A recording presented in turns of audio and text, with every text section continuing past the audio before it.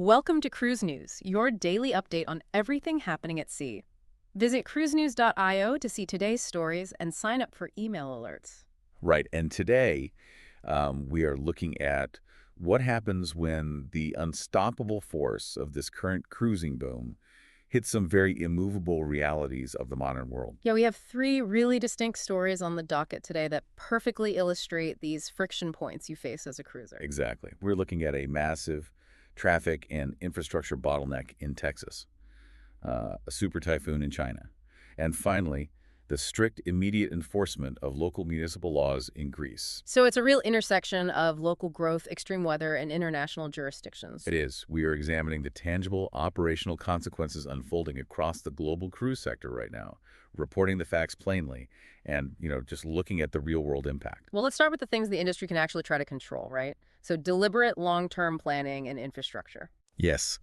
And there is perhaps no better example of the logistical consequences of rapid industry growth right now than the port of Galveston in Texas. Galveston has been booming. Huge boom. Galveston Wharves is currently analyzing the mobility and economic impacts for what would be their fifth cruise terminal. And this is the proposed facility known as Pier 14. That's the one. It would be situated directly between Terminal 10, which is Royal Caribbean's dedicated terminal, and Terminal 16. And just for some context for you listening, Terminal 16 only opened recently in November 2025. Right. It currently serves MSC cruises year-round alongside Norwegian Cruise Line during their winter season. So the expansion we are looking at in Galveston is incredibly significant. The economic projections attached to Pier 14 alone really underscore the sheer scale of this growth. Right, because Port Director and CEO Roger Rees released some very specific numbers on this. He did. According to Rees, the addition of this single terminal is projected to support 1,500 jobs. Wow. Yeah, and it's expected to generate $278 million in direct regional business revenue. Which is massive for the local economy. And what about personal income? So it's expected to bring in $91.5 million in personal income and produce $7.9 million in state and local taxes. But to really understand these numbers, you have to look at the velocity of the growth leading up to this point. Oh, absolutely. The speed is staggering. Because Galveston has already doubled its cruise terminal capacity from 2 terminals to 4 just since 2022. Right, and that rapid expansion required $334 million in cruise-related capital investments. And the passenger volume is tracking exactly with that massive financial investment. I mean, the port handled roughly 3 million passengers back in 2023. That ticked up to 3.4 million in 2024, 3.6 million in 2025. And the projections placed the 2026 passenger count at an estimated 4 million. 4 million passengers. Yeah. So when you move from 3 million to 4 million people moving through a single port city in just 3 years, the immediate question is infrastructure. Naturally. If you have sailed out of Galveston recently, you have likely seen the visible traffic and parking challenges firsthand. Oh, definitely. Recent road construction created difficult parking situations, to the point where many Carnival guests had to utilize shuttles just to reach their terminal. Right, which isn't ideal. So Galveston commissioned a 107-page independent engineering traffic study specifically for this Pier 14 proposal. Yes. The traffic study was prepared by an independent engineering firm. They systematically reviewed roadway operations and identified specific local bottlenecks. Okay. And the primary finding reported is that peak terminal operations at the proposed Pier 14 would create what the study officially terms minimal delays at the critical intersection of 14th Street and Harborside Drive. Wait, I have to push back on that a little bit. Sure. We are talking about adding 1 million extra passengers over a 3-year period. Funneling that kind of volume into a historic island city is like trying to push a stadium crowd through a single set of double doors. It is a lot of people for that grid, yeah. So when they commissioned a 107-page engineering study, and the finding is just minimal delays at 14th and Harborside, how does the port actually plan to address those specific delays? Right. Like, does the port have a definitive physical operational plan, or is this just on paper? Well, they do have stated physical solutions for that specific intersection, though. They are highly localized. Okay, where are they? Rees detailed that the minimal delays identified in the study could be mitigated through the addition of a longer eastbound left turn lane. A turn lane. A longer turn lane, yeah. Paired with flashing yellow arrow signals for both eastbound and westbound turns. A longer left turn lane and a flashing yellow light. I mean, that feels like putting a bandage on a much larger logistical issue. It does sound small when you look at the total volume. Right. Adding a turn lane might clear a specific intersection, but it doesn't solve the broader reality of millions of cars entering the city grid. That is a completely fair assessment, and it is exactly why the port is not relying solely on this 107-page terminal study. So they are looking at the bigger picture. They are. They recognize that a turn lane is a micro solution.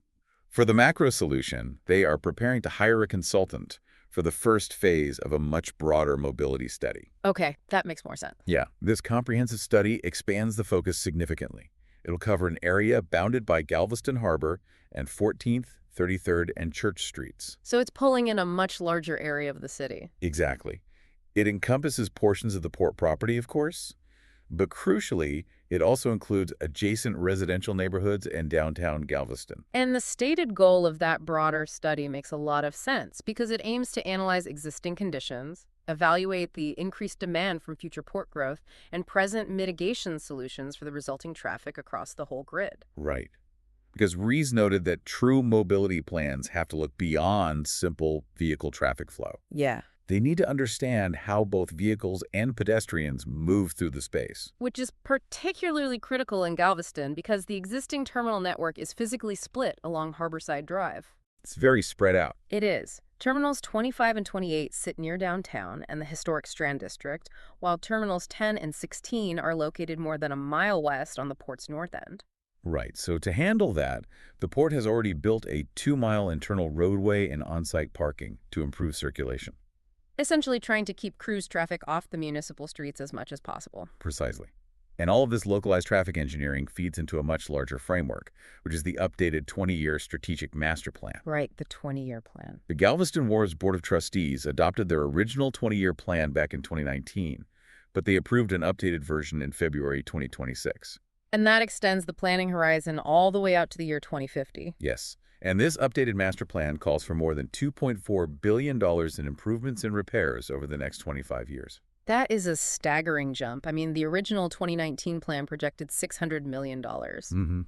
Now we are looking at $2.4 billion.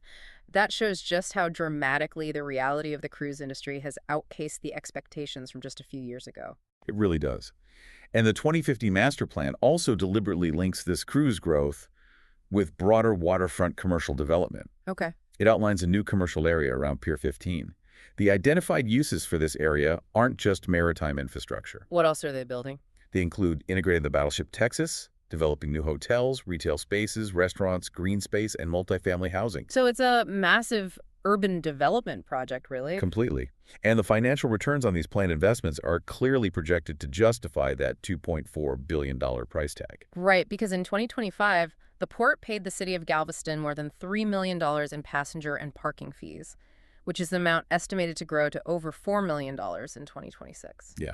And looking at the long-term projections under the 2050 master plan, annual port revenue is forecasted to rise from $87.3 million in 2025 to a projected $344 million by the year 2045. Wow. So Galveston is pouring billions into controlling the variables they can actually predict, right? Urban sprawl, traffic flow, terminal capacity. The things on land. Exactly. But the cruise industry ultimately operates at the mercy of meteorological realities. It always does. Which brings us to our second story. We shift from the deliberate planning in Texas to the immediate, unavoidable disruption of port closures in Asia. Yes. Royal Caribbean has officially canceled the July 11, 2026 4-night Far East cruise on Spectrum of the Seas departing from Shanghai. And the operational cause of this cancellation was Typhoon Bavi. Right. The meteorological data shows that Bavi reached super typhoon strength earlier in the week, developing sustained winds estimated near 180 miles per hour. Just incredibly powerful. Very powerful. As it moved toward Taiwan and mainland China, it did weaken, but by July 10th, it remained a highly powerful typhoon over the East China Sea, with sustained winds near 125 miles per hour. So still extremely dangerous. Oh, yeah. This generated severe weather forecasts for Shanghai and the surrounding area, featuring extreme high winds. Which forces the local authorities to act. Exactly. Yeah. Consequently, the government mandated the closure of the port of Shanghai Baoshan. And this government closure delayed the ship's return from its prior voyage and ultimately prevented the scheduled July 11 round-trip departure. Right, which was slated to call it Incheon, South Korea, before returning to China on July 15. You know, to really grasp the scale of the logistical unwinding that happens when a port closes like this, we should look at the actual ship involved here. Yeah, let's look at the specs. Spectrum of the Seas is a 169,379 gross ton ship. It was built by Meyer Werft in Germany in 2019, and it has the capacity to carry 4,246 passengers at double occupancy, supported by approximately 1,551 crew members. So we are essentially talking about a floating piece of infrastructure with nearly 5,800 people on board suddenly having nowhere to dock. Exactly. And the ship operates out of the Wusongkou cruise facilities in Baoshan, which is a massive hub. It's huge. The expanded terminal capacity there can handle about 6 million passengers annually and berth 4 cruise ships simultaneously. So when the government shuts a facility like that down, the ripple effects are enormous. Yeah. Absolutely enormous. When a ship carrying over 4,000 passengers is halted by a sudden government port closure, the financial unwinding is incredibly complex. Well, I want to step in there and ask for some precise details on that. Okay. Because when a weather cancellation happens, the immediate question for you, the cruiser, is the financial consequence. How are passengers navigating this? Royal Caribbean has outlined exactly how they are handling it. The baseline is that the line is issuing full refunds for all cruise fare payments, and this money will be returned to the original form of payment. Okay, so that's the base fare. Right. And this full refund policy also includes any prepaid amenities and any airfare that was booked directly through the cruise line. Okay, and what if someone used a credit? Guests who utilized a future cruise credit toward this canceled July 11 voyage will have that specific credit reissued to them, while any additional cash they paid on top of that credit will be refunded directly. Right, so that covers the direct purchases through the cruise line. But I want to clarify how they handle the secondary logistical costs. The outside bookings. Exactly. When you have 4,000 people who suddenly aren't getting on a ship tomorrow, you have a massive disruption of flights, trains, and hotels that were booked independently. Yes. How is the cruise line managing those non-refundable travel change costs? And what is the exact structure of the compensation? Royal Caribbean is addressing that by reimbursing eligible non-refundable travel costs tied to the canceled sailing. So they are covering those fees. Yes, this includes fees incurred for changing hotel, flight, train ticket, or rental car reservations. But there are limits, I assume. There are. Because this is an international hub, the company has established reimbursement caps that differ depending on the traveler's origin. Okay, how does that break down? There's a higher reimbursement limit available for passengers traveling internationally compared to domestic travelers within China. Which reflects the higher costs of changing international long-haul flights. Exactly. And guests must submit their reimbursement requests for documented losses by a strict deadline of September 10th, 2026. September 10th. And how are those paid out? Approved claims will be reviewed and paid out in U.S. dollars. So the travel changes are paid in U.S. dollars. But in addition to the refunds and those travel change reimbursements, Royal Caribbean is issuing a tier-based Goodwill Future Cruise credit, right? Yes, they are. These credits can be used on Royal Caribbean sailings departing through July 11th, 2027. And the exact distribution of these credits is based strictly on the passenger's cabin category. That's right. And that tier list is meticulously defined. And notably, this credit is issued in renminbi, reflecting the local market for this specific Shanghai departure. Okay, so break down those tiers for us. Passengers booked in suite staterooms will receive RMB 3,400. Okay. Balcony stateroom guests will receive RMB 1,700. Ocean view accommodations are issued RMB 1,300. And interior cabins receive RMB 1,000. And what about families traveling with more people in the room? Right. Additionally, third and fourth guests staying in a stateroom will receive RMB 340 each. And when do they get those? Royal Caribbean stated that these new future cruise credits are expected to be distributed electronically to the guests within 4 weeks. It is a highly structured financial response to a completely unstructured weather event. It really is. It takes a lot of fast accounting. Which perfectly sets up our final story. Because we have discussed forced itinerary changes due to weather. Yeah. Now, we are reporting on forced itinerary changes and legal enforcement resulting from geopolitical factors intersecting with passenger behavior and strict municipal laws. This is a very serious situation. It is. We are looking at an incident that took place on Virgin Voyages Scarlet Lady. On July 10th, a 35-year-old Spanish passenger was arrested in Souda, Crete. Yes. The arrest was carried out by Hellenic Coast Guard officers after the ship's own security team contacted the Chania port authority regarding suspected activity on board. To understand how this unfolded, the background of this specific voyage provides necessary context for why the ship was located in Crete to begin with. Right, because Crete was not on the original schedule. No, it wasn't. This was a private LGBTQ+ charter operated by Atlantis Events.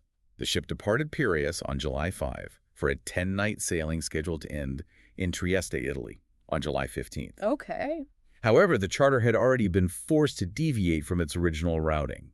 Planned port calls in Turkey and Egypt, specifically including Alexandria, Egypt, were blocked by local authorities because of the cruise's LGBTQ+ theme. So you have a geopolitical issue forcing a massive logistical reroute, bringing the ship into a completely new jurisdiction. Exactly. As a direct result of those blocked ports, Souda Crete was added to the itinerary as a replacement call. And according to reporting by the Greek outlet Gazeta, the sequence of events leading to the arrest began internally, right? Yes. The ship's security personnel suspected the passenger of possessing and distributing illegal drugs on board the vessel. Okay. Once the Scarlet Lady reached Chania, the local Greek authorities were notified and conducted a search. And what did they find during the search? During this search, they found small packets of cocaine and cannabis. The passenger was subsequently taken ashore on suspicion of violating Greek drug laws. And what happened after the arrest? Following the arrest, the passenger appeared before the public prosecutor's office in Chania. He was subsequently released from police custody and flown back to Spain. And obviously, he wasn't allowed back on the cruise. Correct. As a direct consequence of the incident, he was not permitted to rejoin the voyage, and his cruise was officially ended without a refund. And we should note that neither Virgin Voyages nor Atlantis Events, which, for context, has chartered cruise ships since 1998 and carried over 200,000 guests, neither have issued public comments regarding the arrest. No, they have not commented. So I think it's important to plainly outline the legal framework here, because I think a lot of people view a cruise ship as a sort of floating bubble, separate from the real world. Many people do, yes. But when a ship's security team suspects illegal activity, there is a very strict set of rules that dictates their ability to search a passenger and hand them over to local authorities. Right. And this revolves around a concept we can call next port enforcement. That is exactly right, and that framework is explicitly detailed in Virgin Voyages' Code of Conduct, which every passenger legally agrees to upon booking. What exactly does the policy say? The policy plainly states, no illegal drugs or other illegal substances are allowed on board or may be used on board a Virgin Voyages ship. Very clear. Very. And under this maritime contract, the cruise line holds the absolute authority to search a passenger's cabin, search their personal belongings, and search their person. And if they find something? They have the authority to confiscate any suspect items. Furthermore, they hold the right to remove a passenger from the ship entirely without a refund, issue lifetime bans from the cruise line, and directly involve local law enforcement. And the policy contains a highly specific warning regarding jurisdiction. It warns guests that if they violate drug laws within a port of call jurisdiction, they may be arrested and prosecuted when the ship next arrives in that jurisdiction or is located there. Think of a cruise ship like a moving embassy. It might be traveling through international waters, but the absolute second it crosses into a country's territorial waters or drops anchor in a port, the invisible border of that country instantly wraps around the ship. Yes, the laws of that municipality apply immediately. In this instance, Greek law applied as soon as the vessel entered Greek jurisdiction. And we must note that Greek drug laws are stringent. They are very strict. Yeah. The penalties under Greek law range from short jail terms of up to 5 months for personal possession, extending all the way up to life imprisonment for large-scale drug operations. Wow. So the enforcement actions taken aboard the Scarlet Lady illustrate the immediate application of local municipal laws on a vessel, regardless of the ship's original departure point, its final destination, or the fact that it was only in that specific port due to a last-minute itinerary change. It really highlights the complexities of modern travel, and it leaves you with a final thought to consider as you evaluate the current state of the industry. As ships continue to get bigger and as the global environment becomes more complex, are we approaching a future where the sheer size of the vessels we are building simply cannot outrun the infrastructure limits, the unpredictable weather patterns, and the rigid legal realities of the world they sail in? Thanks for listening to Cruise News. Visit cruisenews.io to catch up on the latest updates and sign up for free email alerts.